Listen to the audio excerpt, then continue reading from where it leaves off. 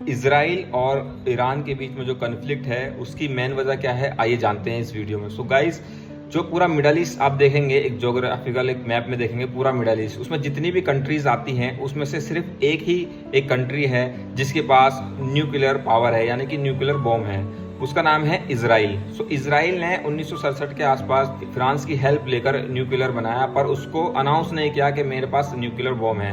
वो हमेशा से ये कहता रहा कि ये न्यूक्लियर रिसर्च सेंटर है, बट उसके पास 80 से 90 के आसपास न्यूक्लियर बॉम्ब है आज की डेट में, बट उसने अभी तक अनाउंस नहीं किया है। तो पूरे मिडल ईस्ट में एक उसी के पास न्यूक्लियर बॉम्ब है, जिसकी वजह से वो अपने आप को पावरफुल एक कंट्रीज बोलता है, और एक्चुअल में जिसके पास न्यूक्लियर हो वो पावरफुल होता ही है। सो अब क्या हो रहा है कि ईरान यूरेनियम को गैदर कर रहा है, यूरेनियम इकट्ठा कर रहा है। इवन उसने 60% के आसपास जो अमेरिका है और इजराइल की जो एजेंसीज हैं उनका कहना यह है कि ईरान ने इतना यूरेनियम इकट्ठा कर लिया है कि वो कुछ ही महीनों में, यानी कि 2-3 महीनों में परमाणु बम बना सकता है।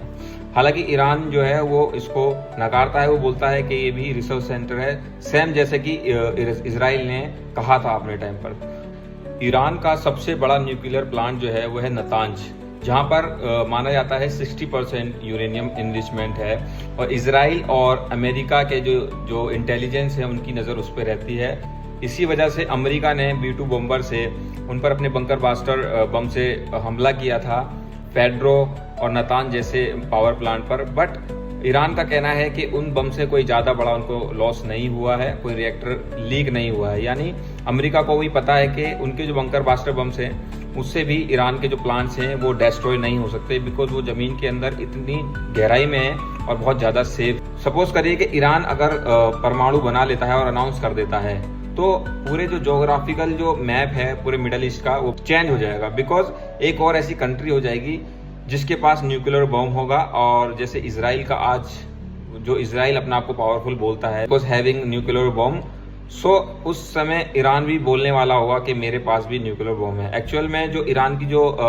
मिसाइल्स हैं, जो उसके वेपन्स हैं, वो ऑलरेडी इजराइल से एडवांस हैं। उसके पास सुपरसोनिक मिसाइल्स हैं और बहुत सारी ऐसी मिसाइल्स हैं जो 2000 किलोमीटर से वो इजीली टारगेट कर देता है इजराइल को। आपने देखा होगा अभी कितना लॉस इजराइल को हुआ था। हालांकि जो इजराइल है वो यूरोपियन कंट्री और USA वगैरह की सपोर्ट से स्ट्राइक वगैरह करता है, जिस तरीके से पैलेस्तीन, या आपने देखा होगा अभी ईरान इजराइल की जंग में स्ट्राइक करा था उसने सिविलियंस पे। सो इजराइल जो है, ये इजराइल और USA यही नहीं चाहते कि ईरान के हाथ में परमाणु बम लगे, बिकॉज पूरा ज्योग्राफिकल मैप चेंज हो जाएगा मिडल ईस्ट का। एक और ऐसी कंट्री बन जाएगी, स्पेशली वो मुस्लिम कंट्री है, तरीके से अमेरिका है, पावरफुल है, इस तरीके से एक ईरान भी हो जाएगा पूरे मिडल ईस्ट में, और इजराइल का जो दबदबा है वो पूरा खत्म हो जाएगा, जिससे उसको डर है।